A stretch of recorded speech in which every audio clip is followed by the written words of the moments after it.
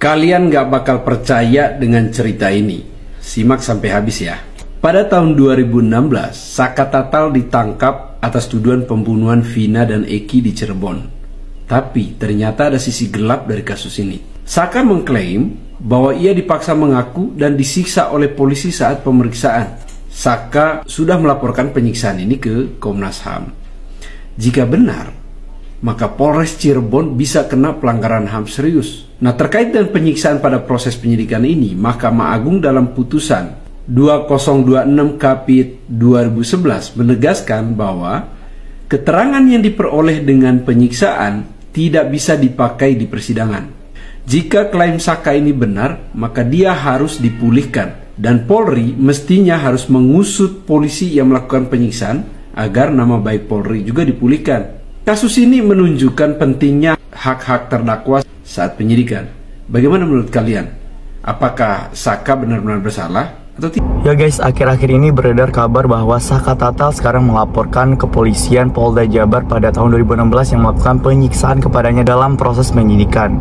Dan jika benar terbukti bahwa Saka Tatal adalah korban penyiksaan, bisa saja Polres Jawa Barat terkena sanksi dari pelanggaran HAM yang dilakukan.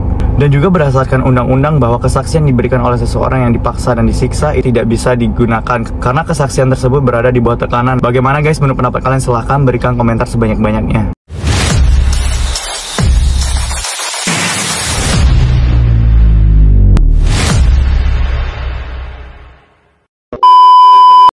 Oke, ada komen di salah satu videoku dari Yunda.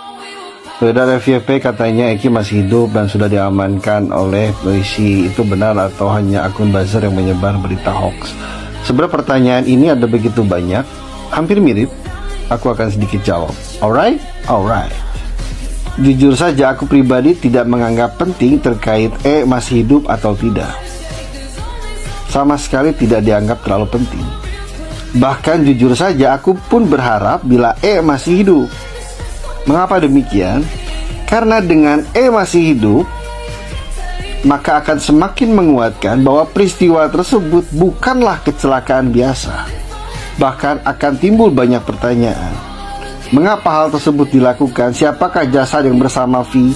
Siapakah jasad yang berada di lokasi? Siapakah jasad yang dimakamkan dan lain sebagainya? Bahkan akan semakin timbul pertanyaan terkait apa yang terjadi. Alright, ulala. Karena dengan dianggap sudah tidak ada pun, timbul banyak pertanyaan terkait peristiwa yang terjadi. Maka bila dianggap masih hidup, akan jauh lebih banyak pertanyaan yang ditimbulkan. Untuk apakah hal tersebut dilakukan?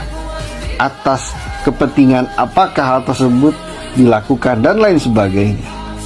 Maka terlepas masih hidup atau tidak, alangkah lebih baiknya hanya berfokus terhadap peristiwa yang saat ini terjadi. Tidak perlu melebar kemana-mana. Terkecuali semua pihak sudah siap membuka diri terkait peristiwa yang terjadi. Tidak hanya peristiwa, pra peristiwa, saat peristiwa, bahkan pasca peristiwa. Karena semua kongruen dan linear satu sama lain. Alright. Iya guys, jadi warga ini berpendapat bahwasanya terlepas Eki itu masih hidup atau mati itu tidak terlalu penting baginya. Namun kalau memang Eki itu masih hidup, harusnya dia bisa menjelaskan siapa jasad yang meninggal bersama Vina dan siapa jasad yang dimakamkan. Dan juga menurut netizen ini dengan Eki yang dikabarkan mati saja masih banyak sekali pertanyaan yang belum terjawab. Apalagi kalau memang diketahui Eki itu masih hidup, tentunya akan lebih banyak lagi muncul pertanyaan baru. Dan juga guys, warga ini meminta agar seharusnya peristiwa ini dijelaskan mulai dari pra peristiwa, saat peristiwa dan juga pasca peristiwa tersebut. Guys, bagaimana tanggapan kalian? Silahkan berikan komentarnya di bawah ini sebanyak-banyaknya. Sumpah pocong. Saka disumpah pocong. Di sini dia berani bersumpah pocong karena merasa dia dirinya benar. Tapi di mana Rudiana? Padahal kan dia juga mau dan menantang juga sumpah pocong. Saka berani karena benar. Nah, jadi Bapak Rudi takut karena apa? Karena apa? Karena apa? Janjinya sumpah pocong, tapi kok nggak berani, nggak datang? Wajar dong Pak, masyarakat curiga, wajar curiga. Gimana sih? Kerbau talinya dipegang, nah manusia omongannya dipegang. Ini omongan aja nggak bisa dipegang. Kacau, kacau. Ke Indomaret beli Yakult, ternyata bapak penakut. Kira keras, rupanya kertas. Oh alah, sumpah pocong. Gimana nih guys? Kok nggak berani dia sumpah pocong, bapak itu? Oh alah, kenapa? Takut ya? Takut jadi pocong beneran?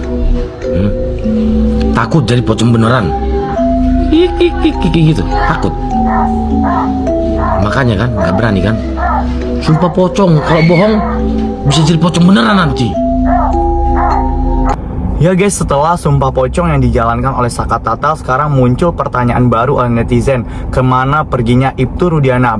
Padahal awalnya beliaulah yang ingin melakukan sumpah pocong, tapi kenapa justru tidak muncul? Ada apa nih guys sebenarnya dengan Ibtu Rudiana? Apakah benar ada sesuatu yang disembunyikan oleh Ibtu Rudiana sehingga beliau takut untuk menjalankan sumpah pocong ini? Karena menurut warganet ini Saka Tatal itu benar dan jujur, makanya beliau berani untuk melakukan dan menjalankan sumpah pocong.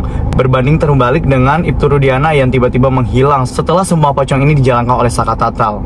Bagaimana guys menurut pendapat kalian? Silahkan berikan komentar sebanyak-banyaknya di bawah ini. Deddy Mulyadi, Liga Arab dan Dedek resmi dilaporkan oleh mereka itu dilaporkan oleh kuasa hukum Ibtu Rudiana. Apa yang udah dikerjakan Deddy Mulyadi ini sangat bermanfaat bagi masyarakat yang ada di Indonesia ini, Pak Kapolri dan semua kalian lah yang terus melihat kasus-kasus yang si Pina dan Eki ini. Ku kasih tahu sama kalian ya, kalau ada 10 Deddy Mulyadi di Indonesia ini, udah aman kurasa negara Indonesia ini. Kalau saja ada 10 orang seperti si Deddy Mulyadi ini, udah cocok kali kurasa.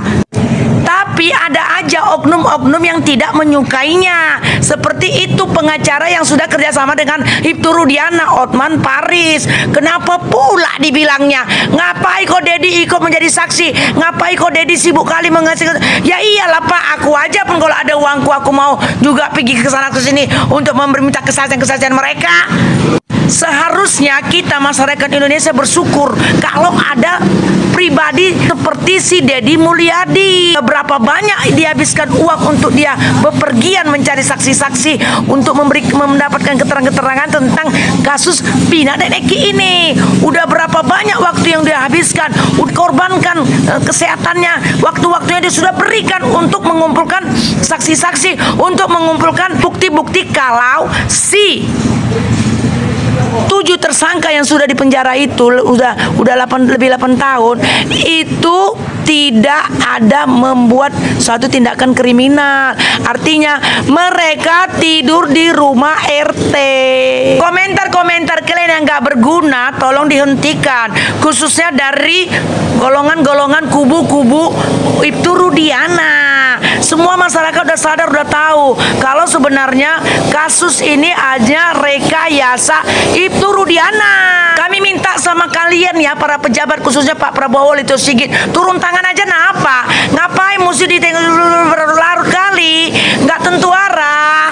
Lagian ngapain pula? Udah jelas-jelas si AF ini membuat rekayasa. Udah jelas-jelas si AF ini prank, burukan-keburukan di negara Indonesia ini. Udah jelas-jelas si AF ini menipu, memprank semuanya institusi kepolisian dan semuanya masyarakat yang ada di Indonesia ini. Ya guys, jadi warga ini memberikan tanggapan terhadap laporan yang dilakukan oleh kuasa hukum Ibtu Rudiana yang melaporkan Kang Deddy Mulyadi, Dede dan juga Liga Akbar, di mana menurutnya tidak pantas ketiga orang tersebut dilaporkan, apalagi Kang Deddy Mulyadi yang menurutnya adalah pribadi yang baik dan bermanfaat bagi bangsa Indonesia. Menurutnya Kang Deddy yang ingin membantu orang-orang lemah yang seharusnya disupport, malah ini dilaporkan. Ya guys, jadi itulah perkembangan dari kasus Vina Cirebon ini dan juga kesaksian dari Saka Tatal yang mengatakan bahwa beliau disiksa pada saat dimintai keterangan di 2016. Lantas bagaimana tanggapan kalian melihat hal tersebut? Silahkan berikan komentar sebanyak-banyaknya di bawah ini. Kami dari YouTube Biasa TV mengucapkan terima kasih dan sampai jumpa.